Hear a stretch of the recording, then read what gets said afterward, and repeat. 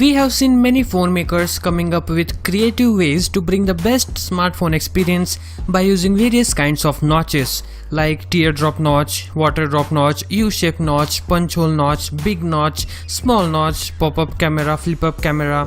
One common thing in all of them was, even though it provided more screen real estate, it did not give that satisfaction or camera without moving parts. But now no more. Today, two brands, Xiaomi and Oppo, shared a video where they successfully demonstrated using in-display front camera. And we can see the future right here, the final solution for smartphone front-facing camera.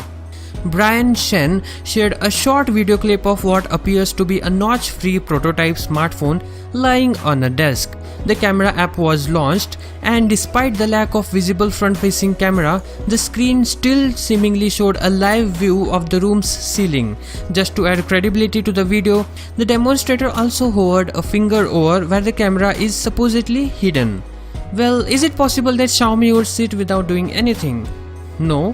They shared a video too in which an under-screen camera was added to a Mi 9 prototype, and you can see the comparison Mi 9 prototype versus Mi 9 water drop notch, and the photos look crisp and clear in the prototype as well.